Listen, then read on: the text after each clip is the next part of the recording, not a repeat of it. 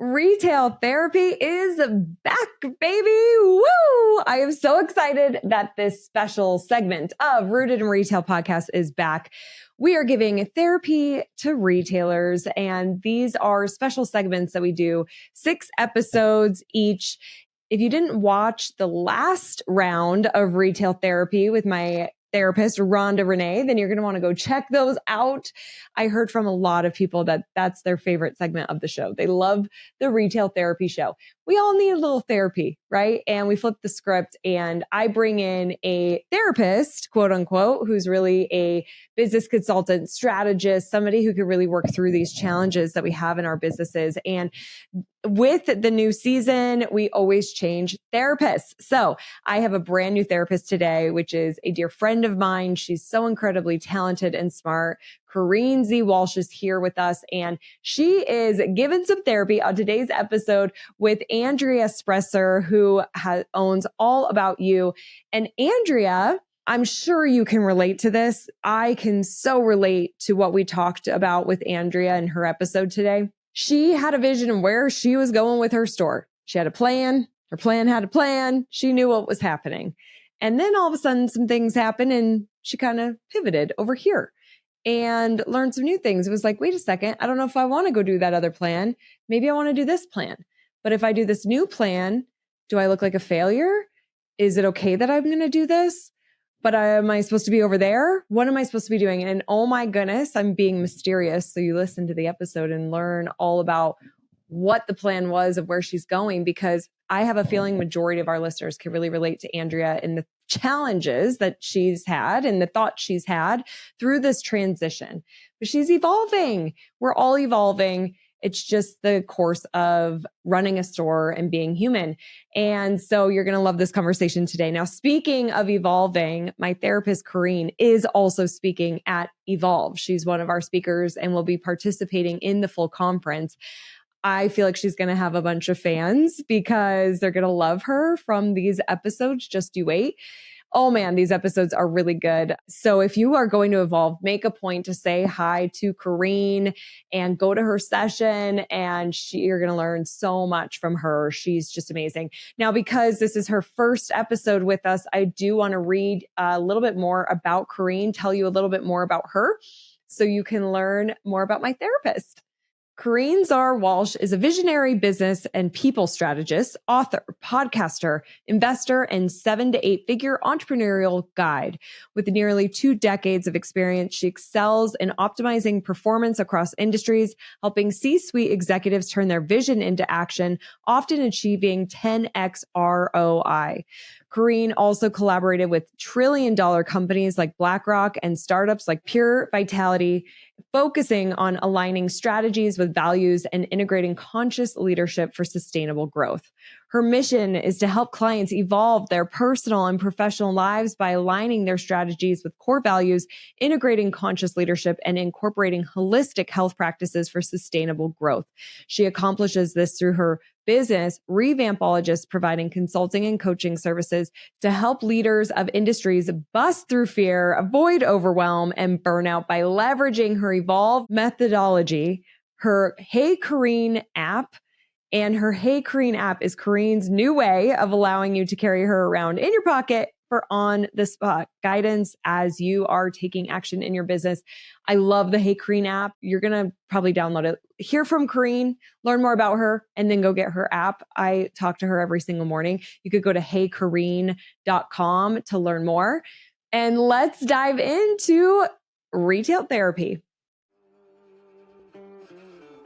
Welcome to the show. I'm your host, Crystal Vilkaitis, the Wolf of Main Street, and this is Rooted in Retail.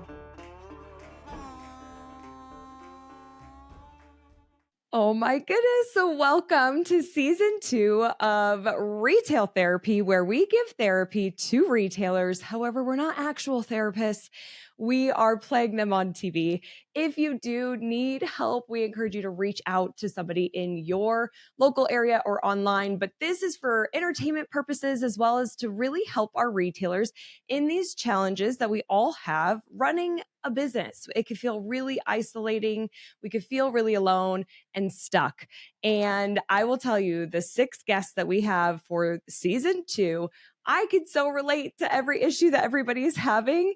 So often, it's not an issue that's just ours. We can learn so much from hearing other people's challenges and how they work through it. So that's why we're here today. Now, with season 2, every season, we change therapists. So we have a new therapist with us today, Kareen Czar, who is my dear friend, my business strategist. And we are so lucky to have her. I'm not kidding. I call her one of the most brilliant people I've ever met. So, Kareen, welcome to the show. I'm blushing for those of you who can't see me. Thank you for having me, Crystal. I'm so excited for these retail therapy sessions because I have time and time again been told that I'm a business therapist. So this is great. Oh my gosh. This is so perfect. We are just using this then. I love it. You're the right place. Mm-hmm. And for those of you who haven't listened to a retail therapy before, this is where I've got my therapist. Today it's Kareen. We've got our retailer, and I'm kind of a fly on the wall. I'll sometimes add in, depending on what's going on in the conversation. But I really love sitting back and listening and learning and being a part of these therapy sessions and like getting my own therapy. So it's really special for me to be here. And we have Andrea with All About You, who I have known for several years, who's also here in Colorado, not actually that far from me. And Andrea, I'm so excited to have you here too. Will you just take a couple of minutes and share a little bit about you and your store? Yes. So Andrea Spresser, and yes, my store is in Colorado, Eastern Colorado. So I'm not too far away from where Crystal lives, about an hour and a half. So I live a little more agricultural related, smaller towns, lots of farming, lots of cows, stuff like that in my area. So I've had my store since 2009. I started my store in a small, tiny little space to see if it would work. Then I grew. I started my business in Brush, Colorado. And then in 2019, I moved my store to Fort Morgan, Colorado. So I actually moved to a bigger town. Fort Morgan says they're a city, but, we have less than 18,000 people. So, not like huge, thriving metropolis. And so when I moved my store, I went from having a 1 day a week part-time employee to I have over 5,000 square feet. I've tripled my revenue. I have 5 part-time people.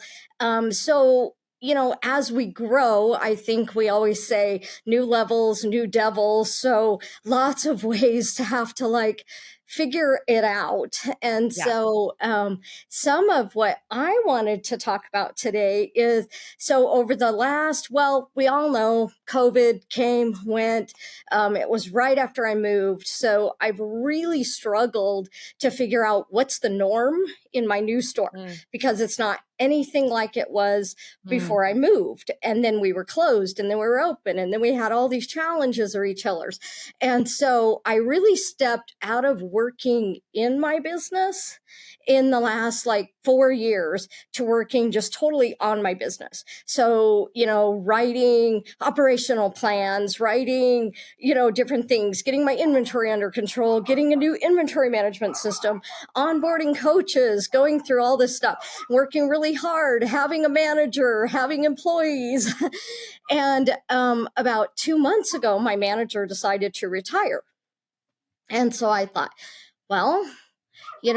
in all the years I've been in business, which is just a little over 15 now, last year was the first year I did not turn a profit, and I actually had lower sales than I've ever had. So really last year, I did a lot of soul searching and condensing the budget and crunching numbers and cutting out different things and, all of those things. So I feel okay, I got that under control.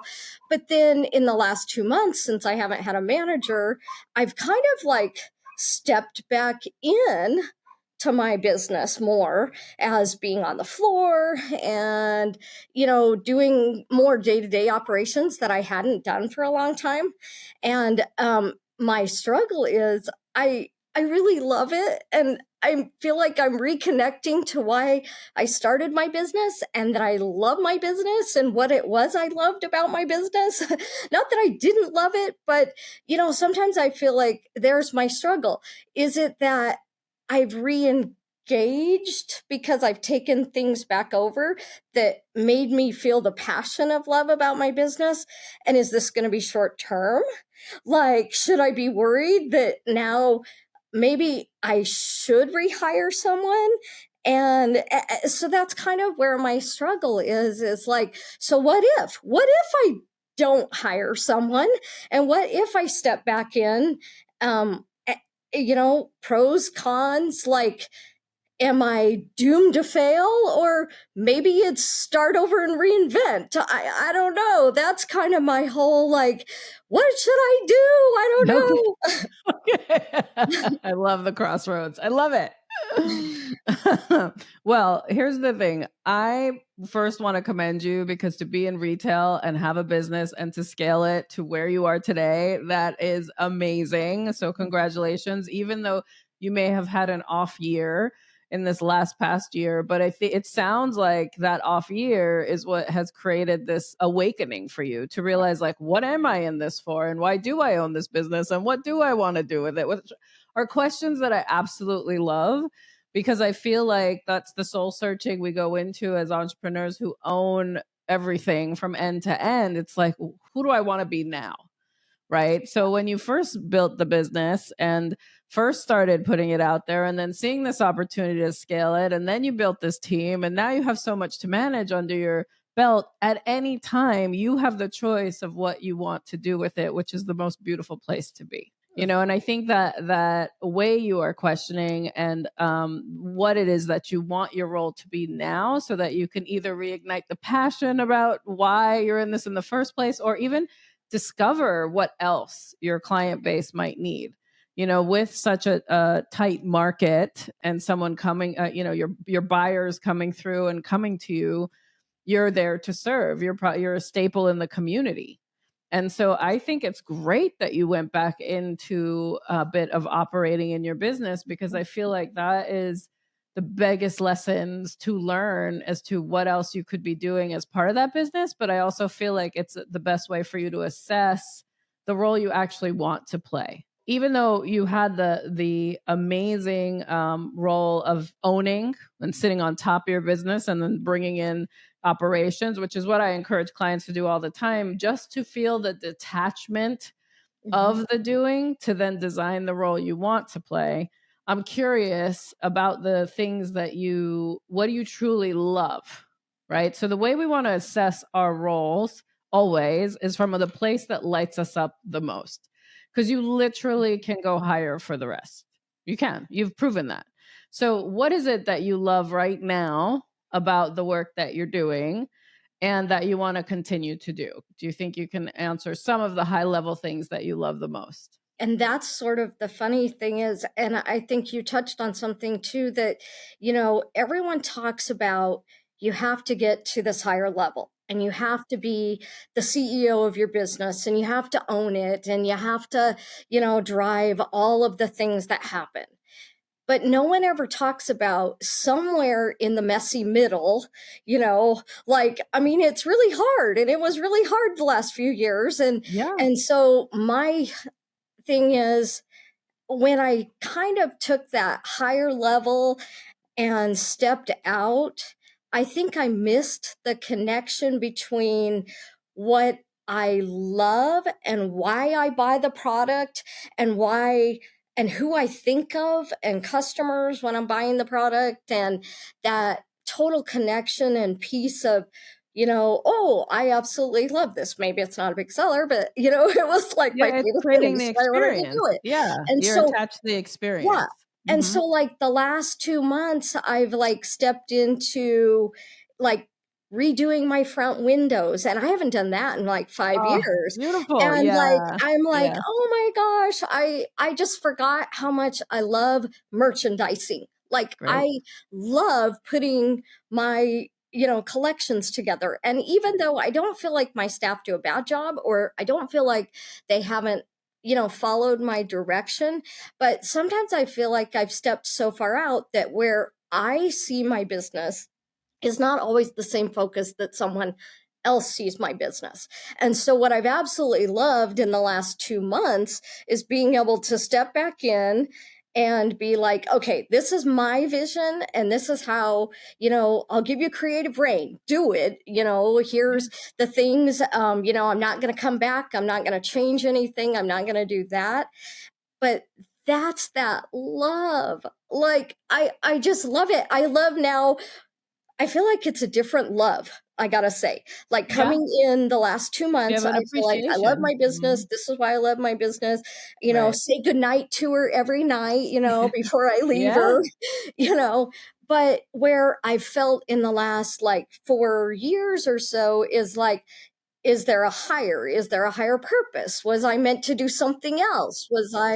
Sometimes I feel like I'm torn. Like, okay, if I step back in to do what I love and what I'm passionate about, am I going to miss that bigger opportunity that maybe I was supposed to do? I don't Got know. it.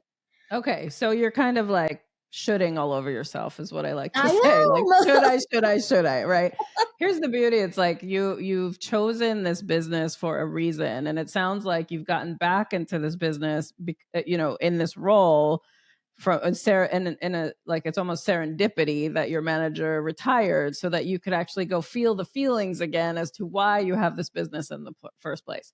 Right. Most people who are training the scale to become detached from it, own it, is with an exit in mind. It's with a sale in mind. Generally, that model works for get ready to sell. But if this is something that you and knowing your exit strategy is important to then guide you on the best role for you to play in your business. Also, you have phases in your business. The coolest part about you, Andrea, is that you can jump back in and do the work, or you can now go back up and steer from the top. Both skill sets are within you. It's not going to change. You are not missing anything. You are not, you need to relieve yourself of like the should I's and actually decide what you want to do to steer the ship. Because that's the beauty of owning it from end to end. Are there any partners in your business? Are you the sole owner? Well, we'll say my husband is my silent partner. He says Okay. he's the quiet 10% that gets to come fix everything when it breaks. Fantastic. And I'm sure he's an amazing cheerleader. And because you are married, and this is probably a marital asset, you are one unit. Right. So like there isn't really. Yeah, he has a construction business. And as I say, I don't want to get involved in his thing. Trust me, he does not want to get in the gifting industry.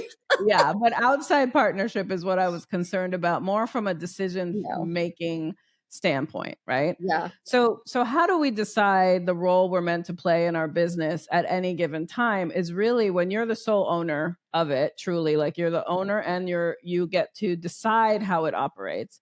You get to decide your role. And I think you have to give yourself the freedom to do it from a place of pleasure going forward than comparison of what you're supposed to do. You've already proven success. You've been in business for so long. I think it's time for you to also embrace that confidence that you know what you're doing.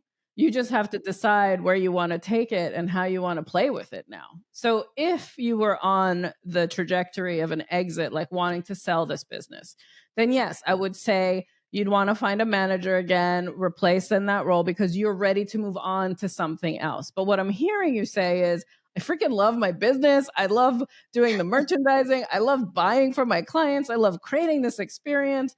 I want to be back in it to create the right emotion around it because that's what fills me up. And so I'm going to use this entity that I've built and had for all these years to actually fill my own cup first. And it's not about the up leveling anymore. It's about the sustainability of your own wellness as you're building the financial means from leveraging this asset to have the life you want. That's how you need to look at this business. It is fueling the life you want. And if you're okay with that, then design the role to be whatever you want it to be. Because it sounds like you're a great leader. You brought in great people. They're willing to show up and do the work for you. You have a client base that comes back to you all the time. I mean, you truly have a winning formula to design whatever it is that you want. How would it feel to just sit in a designed role without the pressures of up leveling all the time? Exactly. And, and I think I was telling Crystal when we were talking about this, my biggest dilemma or fear or whatever is sort of that in the last 2 months, I've totally changed trajectories, because as I was kind of at that 50,000 foot, now I'm coming back down, with the view. If you would have asked me last year, I would have said, I'm done. Like 5 years, like I've had it, like all of the stuff in retail that we've gone through since COVID. Like, yes, I've survived it all, but like, do I want to keep doing this? Like, Yeah. is this really what I What's it want? all for? Right. Mm. And just growing and growing and growing and like just the whole dynamics around all of that. I would have said that 5 years was my plan and that I'm working towards an exit strategy. And then all of a sudden I step back in and I'm like, what? But it's my baby. I love my baby. And maybe I need to rethink this, like Yeah, maybe because I'm you're not ready. reconnecting to it. Yeah, you're finding the connection to it again, which Yes. matters. It matters. But it's all Yeah. your choice, right? Like you can let's give yourself for this year the commitment to being in it and ensuring that you are having a connected time with this business that fills you up, delegating the hard, delegating the challenge, go higher for the other things, and then see how you end at the end of this year to then decide, is this something you want to keep doing or is it something now needs to change at the end of the year? That's the beautiful part again about being the owner and the leader of this whole thing. You literally can design what you want. And I don't think we give ourselves enough permission for that because we're comparing ourselves to how others might be doing it in their world, but you don't know what their suffering is behind the curtain. Like we all True. have it. It might look good on the outside, but the suffering is real for all of us in an entrepreneurial venture. So really, choose. You get to choose your suffering in essence, but you definitely get to choose your pleasure. And I don't think we lead enough from that place. Yeah. Especially in retail, because it is cutthroat at times, and like how you have to do things because you're reliant on a product being sold. But as the owner of it, you get to decide. Yes. Kareen, I just want to jump in here real quick because, oh my, I'm sitting here listening, being like, yep, Yeah. I know what you're talking about. Like, I know. Kareen knows I've been here. Yes. And so, Andrea, well, this is like this something so relatable for me, and I'm sure other listeners, is you're so committed to one decision. You were going to sell. And then all of a sudden you got more connected. And you're like, wait a second, I actually really like this. And that I've been there before where I'm like, no, this is going to happen. And all of a sudden it's like, wait a second. No, I don't even want that anymore. I want this. And then I'm like, wait, but maybe I want that. And sometimes I feel a little crazy. I feel like, oh my gosh, I can't make up my mind. The people in my life probably think I'm nuts because I'm changing all the time. But I'm learning what I want, and it doesn't always, it changes. I evolve, right? Like we all evolve, and we have to allow ourselves to find the pleasure, like you're saying, Kareen, because I think something I've done at least is it's like more about what I'm supposed to do and how do you have the most successful business and make the most money and all the things. And it's like, no, how does this look if I did it my way? Yep. We have that opportunity. So if there's anybody that's listening, Kareen, and maybe this could help you too, Andrea, I know it's going to help me. When we feel crazy like that and we are worried of what maybe people would think, or we have the indecisiveness, we're changing our minds a lot. What kind of advice would you give for that? Yes.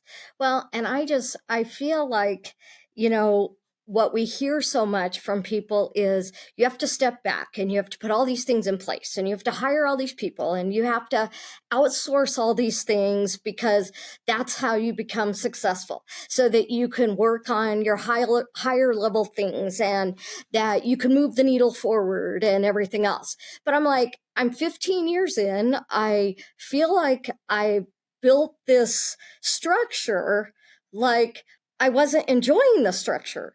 Like I was looking at, okay, well, then maybe I need to do something else. Maybe it is something else. And then now I'm like, well, what's the worst that could happen? You know, like, okay, what if I step back in and I figure out what is it that now in a higher level I don't want to do that someone else could do for me?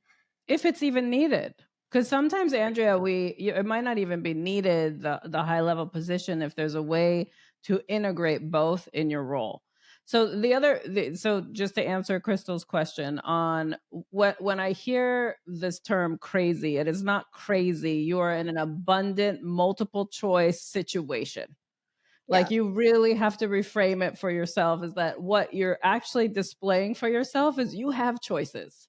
And you are the master of your domain, and you can steer the ship and design the role that you want to play as you do it. Now, in your own world, it will work. If someone else is trying to look into your world and want to buy your world from you, that is when you have to do things within a framework that's easy to sell. And so that's a different strategy, which is why I'm just trying to reiterate that the choices are amazing, but it's to pick the strategy that works the best for you in your innate pleasurable self. Like I am someone who feels the suffering for success model is so completely antiquated. We do not have to suffer anymore, especially in an entrepreneurial venture. We get to choose the role we want to play, hire for the rest if you need to, automate whatever you can so that you get to steer the engine that you've built, the vehicle that you've built to earn for you. So what I love, Andrea, is that you have so much experience now. And you witness the different roles, but you truly get to design the role you want to play. And if you find that, you know what, I need a GM or I need a someone that's going to have oversight on operations because I don't care about operations anymore. I just want to go curate and do merchandising and make sure all the numbers are hit and the people are managed.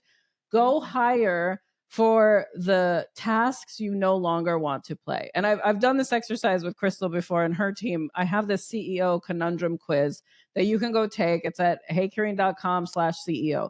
This will tell you, CEO stands for creator, entrepreneur, and operator. All three roles are needed in your business. You should not be playing all three.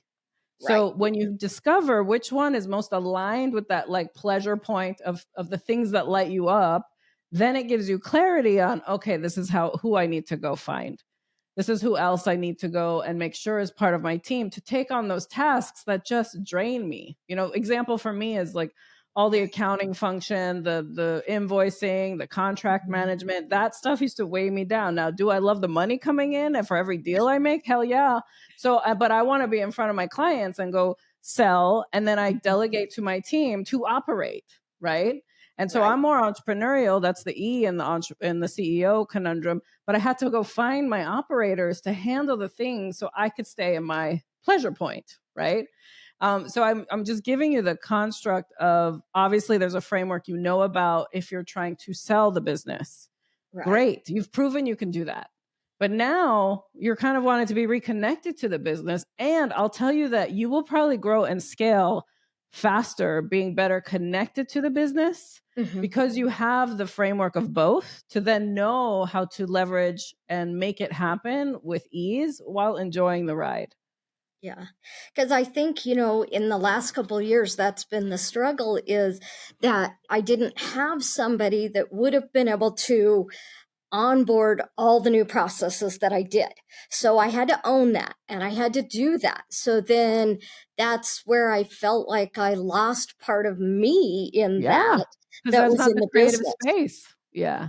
You know, and so then, you know, we try to say we don't beat ourselves up, but we are our own worst enemies. I know it. We get in our head And we're like, oh man, my sales are down because maybe I'm not there, or are my sales down because it's just the economy, or are my sales down, and so, like you said, we should, should I, and we don't know what we want to do. And it's just sort of funny that, you think you're on one path, and then something changes. And, That's I learning. believe everything happens for a reason. So I'm like, maybe I was meant to step back in, Yeah. Well, it seems so, in the sense of reconnecting to yourself and your business to figure out what is best next, right? Yeah. And I also think I had one client I worked with. She actually is out in Colorado too, and I remember having a conversation with her where she was like, "Yeah, and then we might have to do this next thing and this and the stress of like this next thing and this." I said,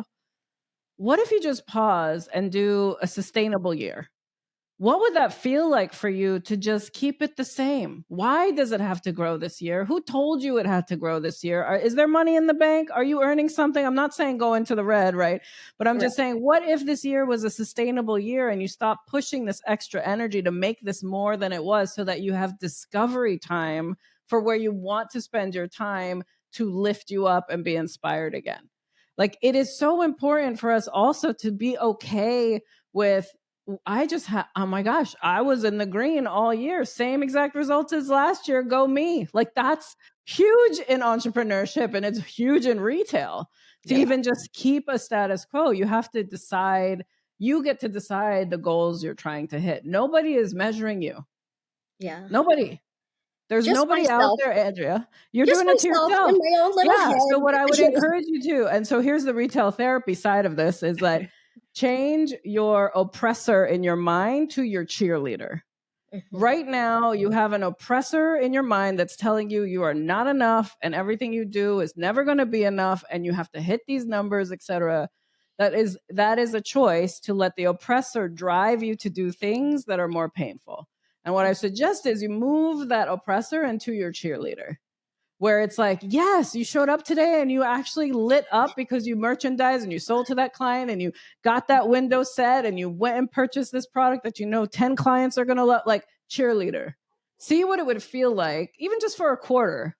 I mean, if it's not a fit for you because you're used to the suffering for success, I get it. But I would love for you to sit in the cheerleading energy, to be like, yes, and not no, but. You know what I mean? Exactly. On the Or other the side. what if, Yeah, the what if and the shoulding and all that stuff. That's the oppressor mindset. So go more into the cheerleader mindset and see what that would feel like. And that's really going to be a personal stretch goal, like to hit, to allow yourself to design whatever role you want in your business. You are in the controlling seat, and you'll know the levers to push and pull, and you'll definitely figure out who you need to bring in to take on the rest. Right. So true. Gosh. How does that Maybe feel, I'm on Andrea? the right path. Yeah. Do you feel like you can move into that cheerleading, like commit to that for the next month and really kind of change the mindset around it? Yeah, and I'm going to write this down in just a second so that I can, get that on there. Because this year, well, along with all the other things I built for the business, my biggest thing has been working on mindset. And for the last 2 years, really, really heavy. It was an advantage to be able to be at that higher level, because my biggest thing was to let go of overwhelm. Like, I don't do overwhelm. Like, it's not there. I mean, sometimes, crises happen and, whatever. But my biggest thing was to let go of overwhelm and just play the game I'm on, not what about the future? What about what happened in the past? Where am I today? And how do I do that? And Yeah. let go of the overwhelm, let go of the stress, just, deep breath. Okay, we can do this, but sometimes, then you get in 2 months where you think you knew where you were, and now you've totally changed your trajectory. And now you're like, what? Like, maybe I'm not doing the right thing. I don't know, and then, so some of those insecure feelings, I think that we all have as retailers, then sneak back in. Yeah. And they kind of derail us. And then we go, I don't know, let me lay it out. And I'm such a planner that my plan has a plan, Contingency plans. Yep, I get it. My Excel spreadsheets have Excel spreadsheets to help the spreadsheets. Yeah, And so, so it's kind of funny because I've been in that mode for so many years that now it's like reconnecting with my passion, I think, of what I really love to do and what makes me happy. Exactly. And try not to feel guilty that I'm not having more spreadsheets for my spreadsheets. Exactly. And also your overwhelm will disappear if you start leading from that place of what lights you up and makes you happy. Because the results will come faster when you're in a more energetic receiving space. When you're in the what if, and the next spreadsheet and the next thing, and I don't know, it actually creates blocks of what's possible for you because it's coming from a place of doubt when you're looking for certainty that deep and that hard. Right. As opposed to, I am certain that I am resourceful and I have the gifts and I am able and I can hop on that spreadsheet when I need to, and I can also go do something creative when I want to, right? Like that certainty is actually what's going to lead you in self, like that you're resourceful. It'll diminish overwhelm quickly because you'll realize that you're leading from a place that is aligned with who you are, but also you have the means to create whatever you need to from a tracking standpoint to know that you're steering things in the right way from a place of pleasure. So I'm very excited for you, Andrea, because I think if you're so conscious, which is so great, like the thinking that you have and the acumen you have to steer a scaling retail business and know how to pivot and change and jump in and jump out and all the things, like your learning has been amazing. Where it's really now just come from a place of pleasurable choice and see what happens. Yes. Well, thank you. Yeah. And Andrea, really, I have a question for you. It really makes me feel good. Good. Oh, good. Okay. So one thing for me, maybe this is more me, but I struggle a lot with I almost need permission to make the change. Like I was on this path here, but now I want to go here, but will somebody please give me the permission? And I seek it in so many different ways. And it'll even be people will be like, yeah, go do it, whatever. And then it's almost like, so do you feel like you have any of that you're seeking permission, or is it just you're caught off course on, oh, this is something new I want to do now? Like, where's that coming from? I think today I feel like, thank you for giving me permission, because I feel like everyone says to us, you have to, own it and be here and be here and be here. And you can't be down here and, and all of this. And so then you get in that upper level and you think you can't come back because nobody talks about that. No one says it's okay, so then we go, well, maybe I'm a failure because I want to step back down. And I think that's where we really struggle as entrepreneurs is, we fought hard to get the business where it was. Then we finally can hire people. Then we're where we need to be. And then is somebody going to think I failed because I stepped back down? And so I think that is where, thank you for giving me permission that it's okay. It is. And the only person who's judging you is you. Yeah. So tell that judge to just go shelve it and bring out the cheerleader and let her tell you exactly yes, go after whatever it is you want. You are steering your own ship. Again, those frameworks that you're talking about are for when you want to be attractive for an acquisition or a purchase or someone else's eyes on you. And until you decide that that's actually a strategy you want, then you get to design exactly how you want to run this business. So I'm glad you're feeling the permissioning, but I also want you to feel the power that you have because you've come this far and already have the acumen to do whatever the heck you want in your business. And if it even needs to go smaller, if it needs to be more manageable, if it needs to, whatever it needs to be for you to feel super good about owning it, running it, being a part of it, do it. That's the beauty of the choice we have as entrepreneurs. No one is judging us but us.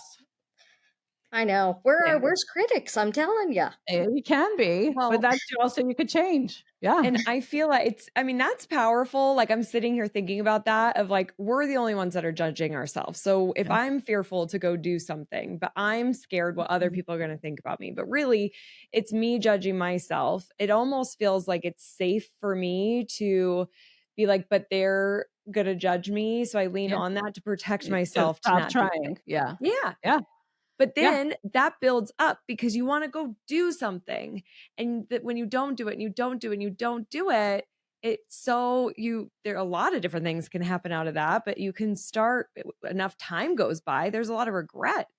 And so I just really feel like on this conversation, and Andrea, I'm really glad that you kicked us off here for season 2, because this was a really good conversation that I feel like a lot of people can relate to. We have lived in this society of like making the most money and being the top and delegating, and you make all this money and work 1 hour a week is glamorized and, the goal. And I just feel like we're going more into a shift of the creativity and of the love and of the passion and doing what we want. Isn't that success? Yeah. Versus like you can make all this money and be totally unhappy. And so I feel like we have seen a little bit of a shift on the definition of success in, worldwide. We have some work to do, but I feel like this is where we just have to look within versus out and really figure out that piece of what it looks like for us and lean more into that fun and passion. You use play a lot, Kareen. I like that word for our business. Play I more. love looking through that lens. And then just giving yourself that permission. And I hope that you do that and you just playful out, Andrea, whatever that looks like for you. So powerful, I tell you. I hope it's as helpful to someone else as it was for me today. Oh, for sure. It I was have no for doubt. me. So at least you and I got a lot out of it. We all need these reminders. We all do. And I think the dialogue is needed more and more to lean into. You have to look at your business as an asset that gives you a return to have the life you want. But that means that as entrepreneurs, I always say it's a choice to be an entrepreneur. You can go work in someone else's retail store right now if you wanted to, but that's not your choice, right? Your choice is to build and design the life you want, leveraging this business to fuel it. And so decide on the role.